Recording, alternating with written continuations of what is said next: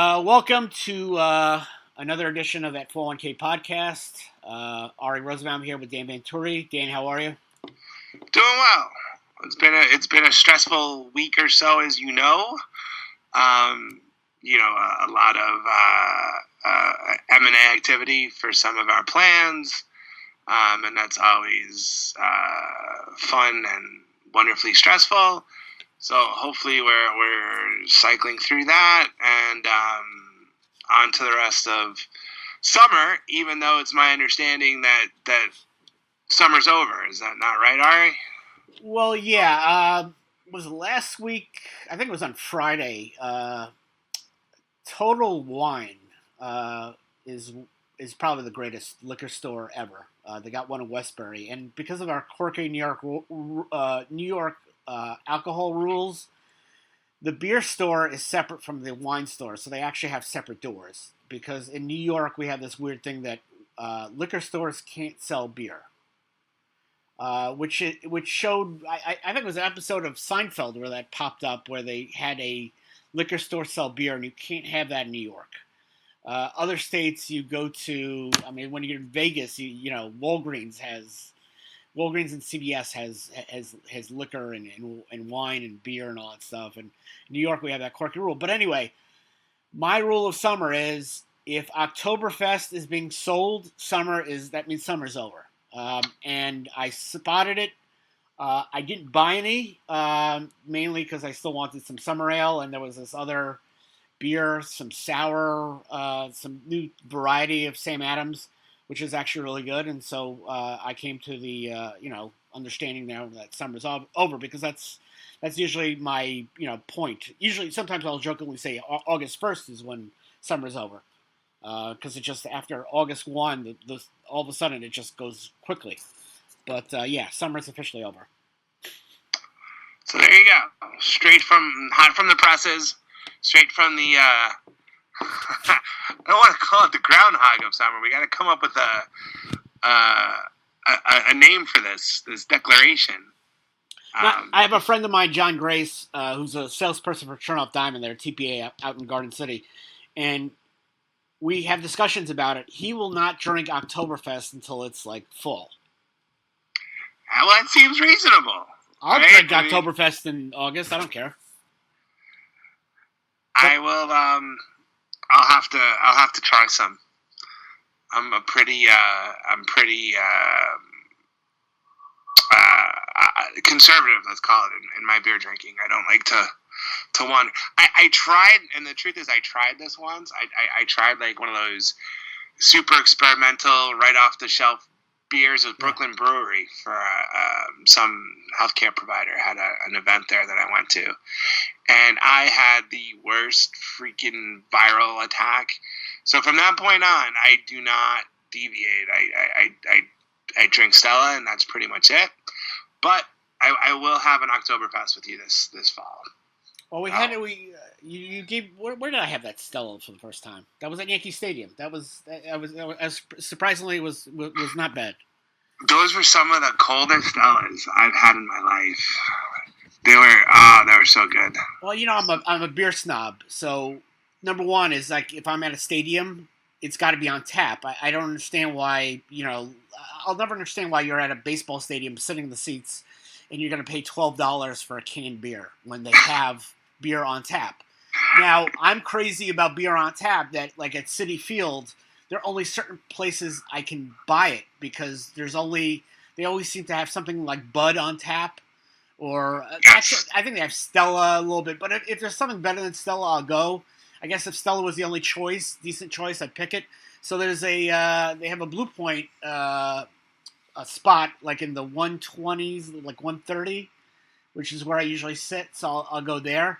But like if you're going to a stadium, I'll never understand why you buy canned beer. It makes no sense. I hate canned beer. Yeah, it's laziness. People don't want to get up. I wouldn't even drink a bottled beer if I'm at a stadium. If you have tap, I'll drink tap. Nothing beats a tap beer. But if they were selling bottled beers at the stadiums, there'd be bloodshed. Well, they used to, and then remember, I don't know if they still do that. Remember, they had the light beers that look like bottles, but they're made out of plastic. Yeah, those like aluminum looking things. Yeah, but I mean, actual glass bottles, there'd be chaos. Well, listen, I remember back in the days when they usually, I mean, when they used to have Bat Day at Yankee Stadium. I mean, that was crazy. They don't have that anymore. Yeah, I wonder why. It's amazing. It's amazing how the world worked before, right? Like people rode their bikes without helmets. Like, you know, we did all sorts of crazy things, and no one died. And now, like, you know, we're getting so hyper insulated that I don't know. We're becoming more fragile as we get more technologically advanced, I think. Well, I think it's Nassau Coliseum or whatever. When you buy a bottle of soda, they got to get the caps. Like, I'm going to throw the cap on the ice or something. I mean, well, you can go some places and they throw fish and octopus on the ice. Yeah, but that's part of the, you know, that's part of the octopus thing is part of Red Wings lore. Yeah, but you know, it's funny. Like when you go to different stadiums, you know, different things pop up. And speaking of stadiums, I looked at the 2020 schedule already, MLB, and already thinking about cities for next year. I think we'll probably do less events next year because we're doing the national event in March. But St. Louis looks interesting. Minnesota, maybe. Probably going to have to hit San Francisco. And I want to say that, you know, if they open up that Vegas stadium next fall, then probably December we should go to Las Vegas. But we'll see. I'm on board. Maybe we could throw New Orleans into the mix, too. New Orleans is certainly in the mix. Probably, you know, football season, like September, October, when the weather's half decent. You know, places like Minnesota, you can only be there 2-3 months out of the year, you know. And yeah, well, let's wait till the unofficial end of hurricane season. New Orleans is not a place you want to be in if there's a hurricane. Yeah, probably maybe we'll do October, November or something. I don't know. The weather should still be fine over there in November, and then maybe December in Vegas. We'll figure it all out. St. Louis, I definitely, you know, would like to go to. There's a Friday game where they're playing the Mets, which should be interesting. Yeah. Minnesota, and then definitely somewhere out west, San Francisco maybe, since we did hit LA last year. But anyway, Cleveland, we're going to have that event on September 20th. Really excited about that. Then we're going to be in Foxborough on October the 11th for Gillette Stadium. Sponsorships have been really selling well over there. New Jersey, East Rutherford, MetLife Stadium. It's going to be November the 8th. And December 13th, Arlington, Texas. We have our guest for Cleveland. It's going to be Corey Snyder. Big star in the 80s. Part of the 84 Olympic baseball team. That first year when they did it as demonstration sport. I think he was on that team with Mark McGuire, some other guys. I think Will Clark might have been on it. There were a couple guys who were on that team who couldn't be in the 85 set because they were still in college. But Scott Bankhead, I remember, was on that team, whatever, and I remember Corey Snyder being on that team. So we'll have fun time in Cleveland, Progressive Field. And, of course, the national event, Disney. We've been hearing more and more sponsorships, providers partaking, Alaris, FPS Trust. BlackRock told me today that they're going to be a part of it in some fashion. So we're getting closer and closer to March, and we'll have more and more details about who's speaking and some of the interesting concepts and ideas that we're going to have for that event.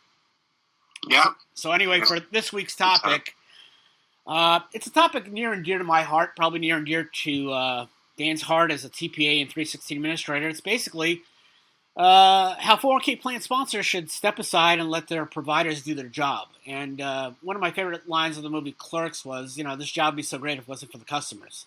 And that's my line, you know, when I joke to other plan providers that, you know, this job would be great if it wasn't for the clients. And you know, being a TPA or being an advisor, being an ERISA attorney, or being an auditor, one of the biggest problems is dealing with your clients because they don't let you do your job. And I think that plan sponsors really need to realize that sometimes they're the ones in the way of their providers doing their job. Number one is obviously the TPA. You know, the role of the TPA is obviously to assist plan sponsors with the day-to-day administration of the 401k plan. if the plan sponsor doesn't have a background in day-to-day plan administration, they can't do that job of being a TPA. So, one of the biggest problems is providing correct information to the TPA, especially on that annual census request form. How many times I've seen plan sponsors not tell a whole story. Like my mother-in-law, may she rest in peace, she would always tell you half the story, and we used to call her Half a Story Esther. She would not tell you, oh, by the way, I was in the hospital. It would be like kind of like yada yada. You'd hear 6 months later she was in the hospital for something. She would tell you then. She's like, remember that time I was in the... No, we don't remember that time because you didn't tell us. And that's how it is a lot of times with plan sponsors. Remember that affiliated company we told you about? No, you never told us about that affiliated company with the common ownership, that major control group. You never told us about that. And one of my favorite stories, we had when I was working at the Geller Group, we actually had a very famous politician. I mentioned him. At one point he was the mayor of New York City. He left office and had a consulting firm, and we helped him develop a defined benefit plan for not only his business of giving speeches, because he was very well known, and for his consulting group. And we did such a bang-up job with the DB plans on both that he said to us about a year later, you did such a great job. Can you handle our 401k plan? And we said, what 401k plan? So you'll be surprised what a plan sponsor doesn't tell their TPA. And that's a problem. Obviously, when, with dealing with two plans and, looking at deductibility limits and testing issues and all that sort of thing, that telling a TPA that you have another plan out there is probably something you should mention, as well as common ownership with, there's a control group or affiliated service group. Undoubtedly. I mean, just the level of inaccurate testing data that we get, and we're responsible for what we control, right? Even on the 316 side. So if the plan sponsor gives us garbage data or doesn't tell us about an acquisition they made, or there's this other entity out there, and that all that stuff sort of invalidates the indemnification, right? I mean, the plan sponsor has to be truthful. You have to let us do what we're being paid to do. If you interfere with that, then we can't do what we're supposed to do, and that liability reverts right back to you. So, it behooves the plan sponsors, especially when they're, enlisting the services of professional fiduciaries, to be entirely forthright, and no skeletons in the closet. Let's get them all out. Let's deal with them, and let everyone involved do their job. Yeah, I mean, when it comes to compliance testing also, providing correct census information is really important. Salary-wise, date of hire, dates of birth, especially dates of birth, dealing with new comparability or defined benefit plan. And the problem is, when it comes to testing, is garbage in, garbage out. So if you get incorrect data, you're going to get incorrect results. And I've seen that over and over again where, the plan sponsor is providing incorrect information, and then it's discovered, and that's why the testing's wrong. So, the plan's TPA can only do so much.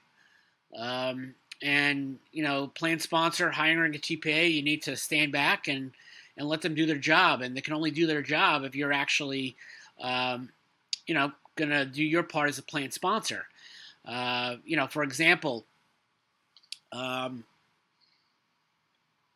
telling the TPA exactly, on what part of compensation you're allowing deferrals, profit sharing, and match, and making sure that's consistent with the plan document.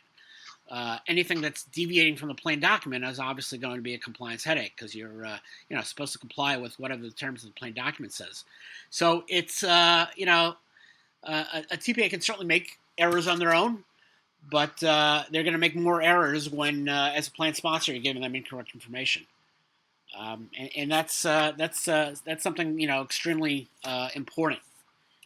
As far as the advisor's concerned, um, you got to let the advisors do their job. And how many times plan sponsors don't let the enrollment meetings take place, the plan education meetings take place, or they keep on delaying, the quarterly or semi-annual investment review meetings. The job of the advisor is not really to push certain mutual funds. It's or to pick mutual funds. The job of the advisor is to limit the liability of the plan sponsor and the fiduciary process of the plan. And when the plan sponsor doesn't let the advisor, help enroll participants, or doesn't want a fiduciary review meeting to take place, then the advisor is not doing their job in protecting the plan sponsor from liability. And that's a problem as well. Nobody wants to take the time, but you pay the advisor for a reason, and the reason is to keep you out of ERISA jail, as I always jokingly say, or lawsuit jail. It just happens too many times of the sponsors not letting the advisors do their job. Yeah, no, it's the same thing. I mean, we've got some clients that they push the advisor off for 3-4 years, right? So they've got these antiquated funds, and the advisor wants to sit down with them and say, hey, what can we do to improve the plan for you? And they're just not really interested, so. Yeah, I mean, that's really a problem, because at the end of the day, if you put a process in place and you don't follow it, you're in trouble. It's worse than having no process in place. You're hanging yourself. Yeah, exactly. For what? I mean, we're all busy. We're busy to, sometimes we have to push recording this podcast sometimes. But every week, here we are. We have a podcast. You have a responsibility, and we all get bogged down. Listen, I got 2 kids. I got a wife. I got a life, I'm busy a lot of times too, but, we all have to make time with what we're supposed to do. I don't have time to brush my teeth, but, twice a day, at least I know I do it, because you got to take care of things. And, talking to the advisor is maybe not one of the most fun things in the world.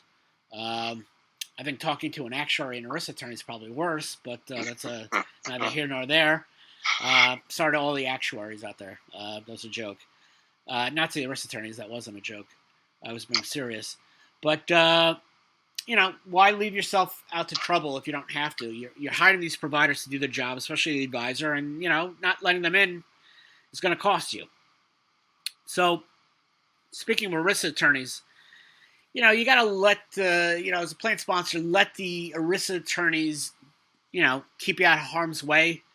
If you got a plan error and it's got to be corrected through self-correction or a voluntary compliance program, do it.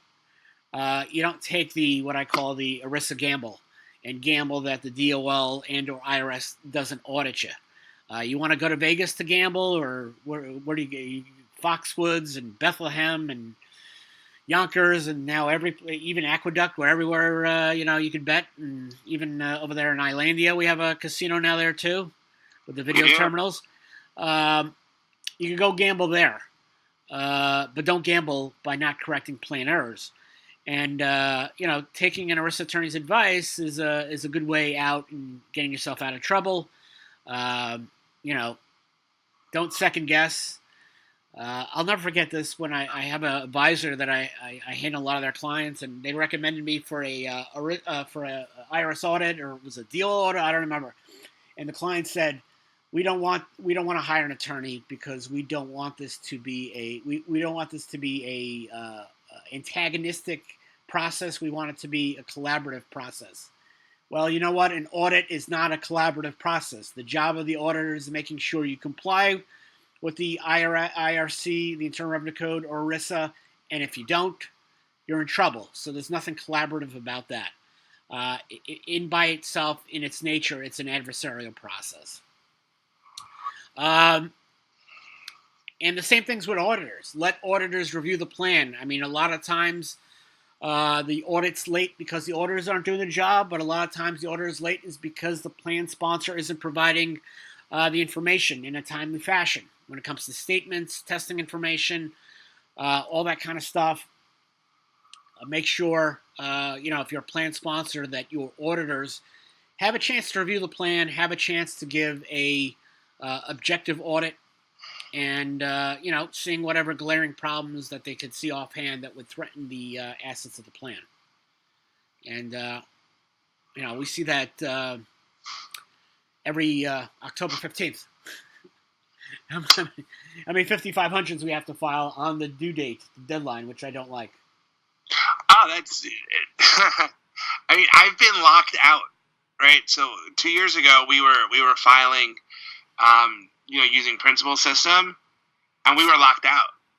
Like the system got more inundated the closer we got to 12 o'clock.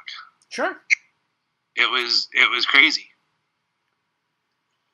I remember working one year right after school, whatever. I was working for a law firm doing income taxes, and I remember being at the 34th Street main post office at like 11:30 at night, trying to get, this is before the e-filing extensions and e-filing returns. And I said to myself, there has to be a better way as a lawyer, because I hate last-minute things. And, that's why I don't like to file as a 316 administrator. I don't like to file the last minute. It's a recipe for disaster. And last but not least for this topic, letting ERISA fiduciaries do what they were delegated to do. And this comes about because I have a 316 service. I know you do as well. And recently, I signed off on a form, a distribution form, and I signed off on it. The person was distributing their assets, and then the plan sponsor came around and said, "Who signed that? Or who signed that?" And I said, "I did. I'm the 316 administrator. That's what I do." Well, from now on, you can't sign on it unless I give the go-ahead. Well, I say, well, that's not what a 316 administrator does. I have the control. It was just basically somebody stole money from the company, and the plan sponsor was trying to allege that they made agreements to alienate the benefit of the participant for the money stolen. And unless it was a crime against a plan, that's something you actually can't do. But anyway, neither here nor there. But there are times, you'll have a 338 fiduciary on the plan, and the plan sponsor wonders why they don't have a say in the IPS or education meetings and all that. When you delegate, once you delegate, the process and whether it's the fiduciary or the administration process, you're not giving stamps of approval on the work anymore. You have to monitor to just make sure that they're doing their job, but you don't get to second guess the people you delegated work to. It's your responsible review. It's plan sponsored responsibility to review what your providers are doing, but you should not be in the way of them doing their job. I'm sure as a 316 you've seen that. Yep. I say it all the time. We try not to. We try and massage it, right? There are times where we have to respectfully tell people, no, this is the way we're doing it. But we try and be as flexible as possible. But to your point, right? We're in charge of the plan. You delegated us for a reason. Part of being in charge of the plan means that we're taking on the liability for what goes on in the plan. So, at the end of the day, you're hiring a subject matter expert because you're not. You're not going to hire an attorney to represent you in court and then, object to their objections, right? Let them do their job. Let your auditor or let your accountant do his job. Same thing with professional fiduciaries. If that's not something that's palatable to you as a plan sponsor, then you're going to have to get rid of the fiduciary and take on the liability yourself. Exactly.